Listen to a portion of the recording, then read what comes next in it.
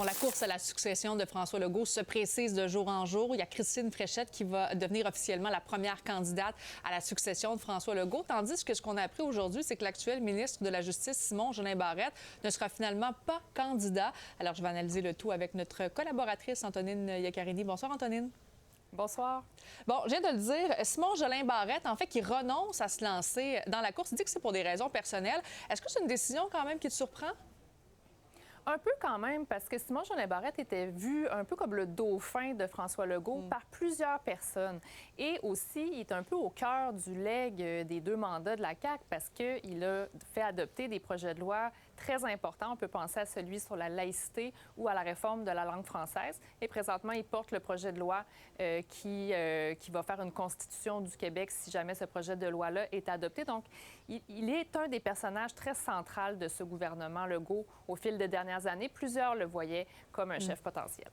Et là, parlons maintenant de Christine Fréchette, parce qu'elle va annoncer officiellement sa candidature dimanche, mais elle a quand même déjà 11 appuis auprès de ses collègues. Est-ce qu'elle part avec une espèce de petite longueur d'avance par rapport à Bernard Drainville, qui pense là, également se présenter?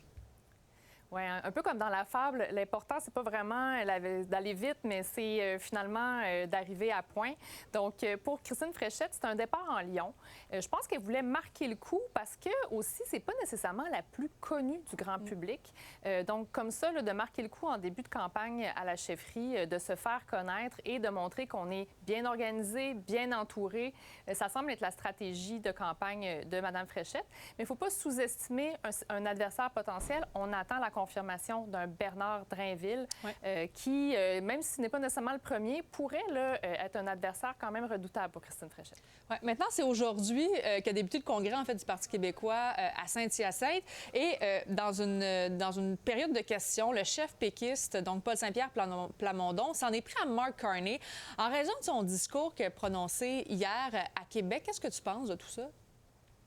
Oui, effectivement. On dirait en fait que M. Carney a fait un cadeau à Paul Saint-Pierre Plamondon à la veille de son congrès parce que c'est un discours qui fait beaucoup réagir. Oui, beaucoup les souverainistes, les nationalistes de manière plus générale et les gens qui connaissent un peu l'histoire du Québec et du Canada, j'ai envie de dire. Parce que M. Carney a beaucoup lissé l'histoire. Hein. À l'écouter, là, à partir de la bataille des plaines d'Abraham, là, les deux peuples se sont tenus dans la main. Ça a été une bonne entente, c'est ça.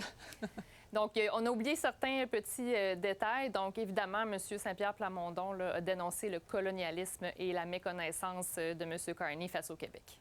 Parfait. On va suivre, bon, évidemment, ce week-end, le congrès, justement, du Parti québécois. Antonine, merci beaucoup. Bonne soirée.